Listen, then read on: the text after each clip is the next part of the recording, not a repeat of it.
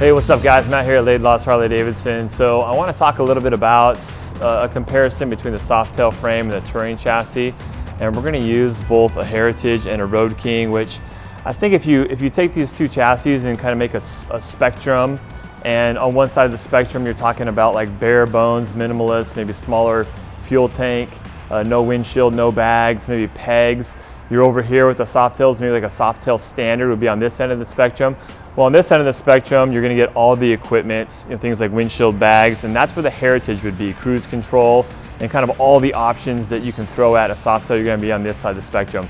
Well, if you take the Touring chassis, you're now adding another spectrum on the other end of it, and the Road King is at the bottom end of that spectrum as far as what's offered on the Touring chassis bikes. So the Heritage and the Road King, one's on the high end of the spectrum of the Softails and one's on the low end spectrum of the Touring chassis bikes. And so I feel like these are both the bikes that are closest to each other at opposite ends of the spectrum within their respective families. We're kind of talking about the Road King and the Heritage, not because those are the only two that would potentially ever get cross-shopped, but because they represent probably the most apples to apples comparison that you could do within those two lineups. I've had the Touring model, I've had the Softail, the newer Softail model, and also the Sportster. I had a Road Glide, and I guess one thing I would say is you have to make sure you are honest with yourself on what you're going to use the bike for. And it's easy to get caught up, and I'm the worst one at it. I get caught up on how a bike looks, how much I fall in love with it, and sometimes I make the wrong decision. And I still love it and have a great time on it, but then I'll move on.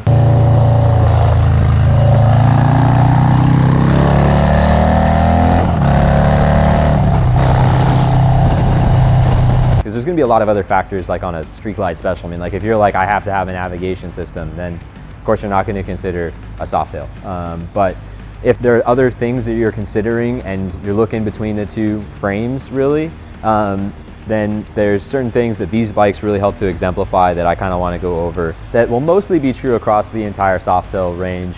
And so I guess that's what we're going to kind of jump into right now.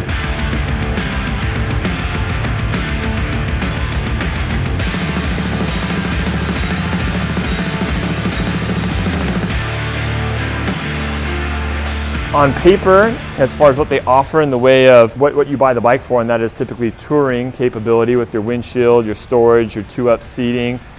The biggest thing that matters when you're shopping these two bikes is something that doesn't always meet the eye and is actually the most important thing to consider when you're shopping a Softail against a Touring chassis bike, and that is the frame itself, right?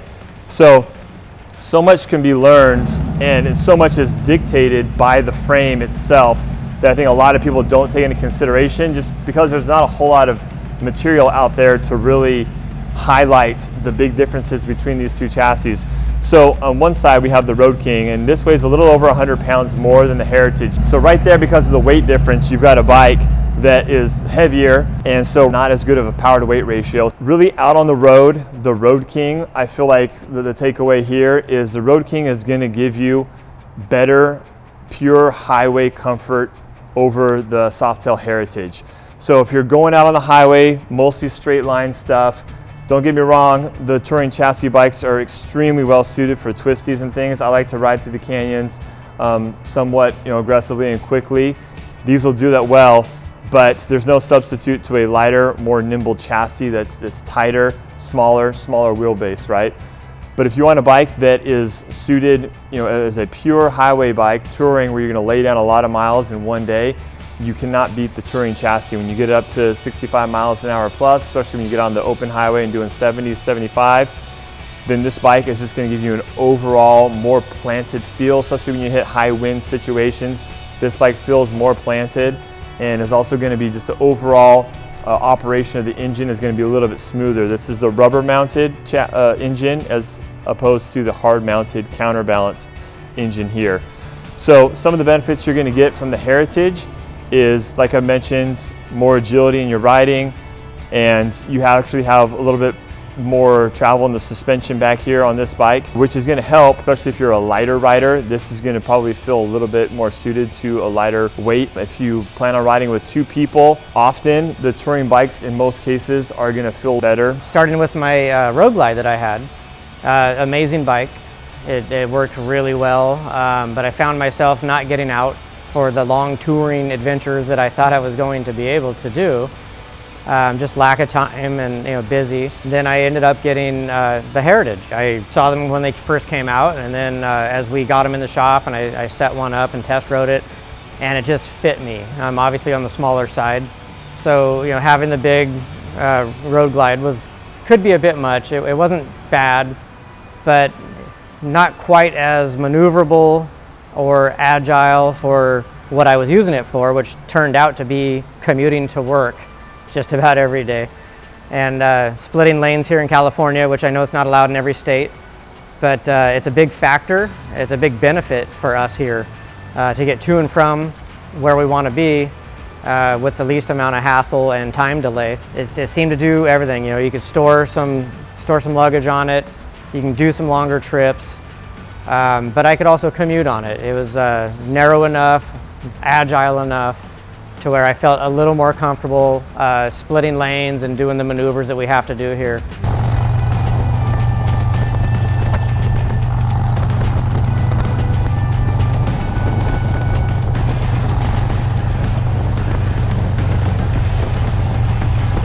Most of my experience is with the Heritage, and that's just because I have a lot of experience with a Softail frame at this point. I've had 2 Softails, had a lowrider that I kind of had all done up, modified suspension, stage 4 kit, that kind of stuff.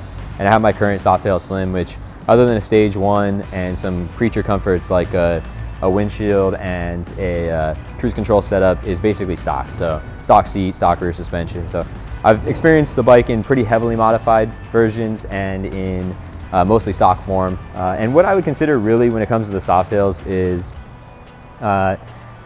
this is going to be perfectly capable, and I think a lot of people are afraid of touring on a Softail, but I think that mindset maybe comes from the previous generation frame more than the current generation frame.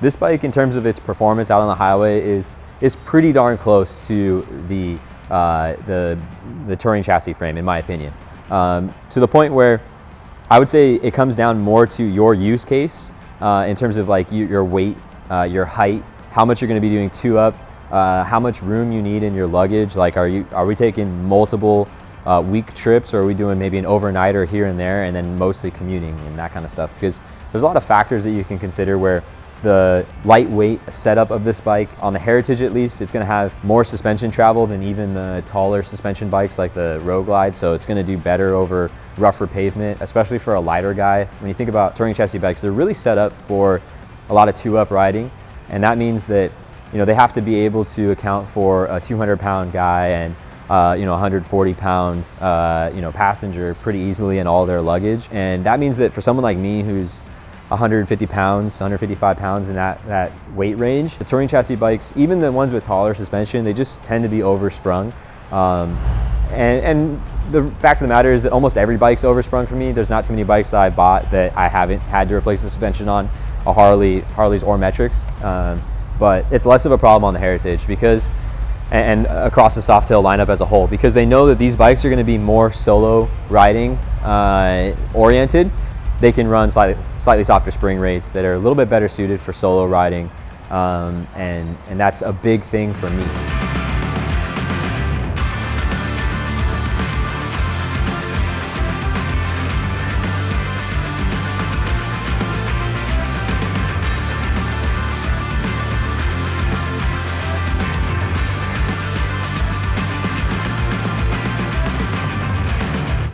What you can attach to the rear here with the docking hardware, you've got a little bit more options. You've got more options in backrests. You have backrest options for the Softail, but you have more options on the touring chassis.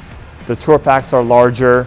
which leads me to my next point. If you are looking for the best or the most amount of storage space, the touring chassis bikes are going to have more storage capacity than these, which if you're taking a passenger that likes to hog all the saddlebags, you know, you can never have too much space on a bike, right? So something to take into consideration if you're thinking about going on long rides as well. The second thing that I would really take into consideration a lot is just really your size. So at 6'6" like myself, this bike is just going to fit me better. I'm going to be a lot more proportionate when I sit on the bike as opposed to a Heritage. The Heritage, the rider triangle is a little bit more scrunched up, so the relationship between my hands, my seat, and my feet, I'm going to be a little bit more scrunched, whereas on the touring bike, I'm going to be opened up a little bit more. And on long rides, being comfortable and being in a natural ergonomic position is going to make you less fatigued and make it so you can ride for longer, which is really the name of the game. Once we get to our destination, we want to be able to get off the bike and have some fun at our destination as well. We don't want to be sore in all the wrong places. If you're going to do just touring or you can't split lanes anyways, you know, you're going to notice the difference between the two is going to be rubber mounted engine. It is a little smoother. Up on the road, it just kind of purrs and it's super happy. It's a little bit smoother. On the Road Glide, you know, I had better wind protection and it just went down the road just a little bit better, a little more stable, kind of like an arrow just straight through all the turbulence, all the wind and everything. Another factor to consider is what kind of long distance riding are you going to be doing. A lot of the roads that we go on our long trips are a lot of fun. They're a lot of windy switchbacks, that kind of stuff. And for those roads, I'd actually sacrifice a little bit of highway comfort, you know, maybe the 5, 10, 15% highway comfort advantage that you get on a bagger to get the 10 to 15% more fun you're going to have on a Softail chassis, just because the lighter weight nature of the bike really makes them more fun on a twisty road. So that's another way to kind of factor in, are you someone that's going to you need the absolute most comfortable setup because you're doing 1,000+ rides every time you get on the bike, or are your rides maybe 500 miles with a lot of twisties? And for that, you might actually prefer slightly less comfort, but slightly more, you know, reward when it comes to pushing the bike a little bit harder and a little bit more of an enjoyable riding experience when it comes to, you know, twisty roads. Touring models are going to have a little longer wheelbase, you know, so be a little bit more stable at higher speeds on the road. You know, but the Softail models, maybe not quite as stable, but it's not like it has an issue up on the road. You're just going to feel things a little more. You're going to feel the wind more. You're going to feel the road a little bit more. But it's not bad by any means. It just depends on how much touring you're going to do and how much commuting you're going to do. Really, the takeaways here, guys, if you're someone that is a larger stature, if you're someone that really focuses a lot on long distance riding, you know, you've got things like a little bit larger tank here as well, which I think Nick kind of touched on the fact that given the weight difference, you probably get about the same fuel range on both, because what you gain in capacity here, you kind of lose in trying to tug more weight along the road with the Road King. But I think you probably will be able to maybe push out, you know, 15, 20 miles more on the Road King than you will on the Heritage, given all things the same. That's just a guess. If you have a larger stature, you prefer a purist touring motorcycle than the Road King, and you also like to have a little bit more of the peripherals that are touring oriented, luggage, backrests, luggage racks, things of that nature, the Road King is going to be better for you. If you're someone that is maybe a little bit smaller stature, maybe you're someone that's between 5'4" and 5'11", that's a great range for a Softail chassis. If you're someone that's maybe about 5'6", 5'7", all the way up to 6 feet plus, then the touring is going to be better suited for you and fit you a little bit better. Weight is a big thing as well. And so if you're on the lighter side, if you're sub 200 pounds, then the Softail Heritage is going to be good for you. The stock suspension that's on there is going to be really good for you as well. So with this, more agility, better power to weight ratio, and if you want a bike that can both, you know, tour out on the road, and also, you know, you can rip it a little bit harder than a lot of the other touring bikes out there, then the Heritage is a good option for you. Obviously, you make trade-offs. Now, of course, if I was doing pure two-up riding, and most of the time I took my bagger out and I was doing an overnight trip with my lady, then, I mean, no questions, I'd go with a touring chassis bike, because you have so much more passenger room with that longer frame. You've got seat options that, you know, the seat's just a lot wider, and, you know, people think about seats being firm or soft, but a lot of people don't realize that surface area is just a big factor in comfort. You know, having surface area just means that on every part of your booty, you're just putting less pressure. So that's going to lead to longer comfort when you're doing long distance rides in the saddle. You know, hopefully this will kind of help you guys know which bike will be best and most suited for you, because that's really the most important thing, and that's why Harley doesn't just make one bike, because everyone's a little bit different, our riding preferences are different, and our body types are different as well. And so you really have to choose the bike that best suits your personal needs. And you know, once again, you just want to figure out your use and what you're going to do with it. But I know a big part of it is which one we fall in love with. You know, that's kind of the biggest factor with a lot of the bikes I've owned. So I can't practice, or I wish I could practice what I preach, but that's a whole nother story there. Because I buy a lot of different bikes and I like to experience them all. I don't regret any of them. It's always just fun and a whole different experience that I could share with my friends and everyone. Price point's something that we always talk about too, because as I mentioned, you know, it's definitely an important consideration what you can afford, but also, you know, making sure that you're honest with how everything lines up with you. There is some overlap between the touring chassis bikes and the Softails. The Heritage is actually in the 114 flavor more expensive than the Road King by about $1,500. But you do get some other goodies that help justify that price difference. You know, Heritage has full LED daymakers as standard from the factory, which is a big deal. You know, if you go ahead and spend that same money to do the same thing on the Road King, you know, you're going to drop, you know, $1,000 pretty easily to do that. So there's definitely a reason for it. Obviously, you're also getting the bigger motor on the Heritage in this instance, and you can get the Chrome Heritage, which is priced a little bit more in line with the Road King. So thanks a lot for watching, guys. Hopefully this helped you understand a little bit better and help you determine which is better for you, both between the Softail and the touring chassis bike. If you have any questions, please leave them in the comments below. We'll try to get back to you. We want to help you get the perfect bike for you. And don't forget to subscribe and like the video if we were to help you out. Thanks a lot, guys. Remember, if you're looking for a Harley-Davidson in Southern California, come check us out at Laidlaw's Harley-Davidson, where we have no added dealer markup. Thanks a lot, guys. Take care. Bye-bye.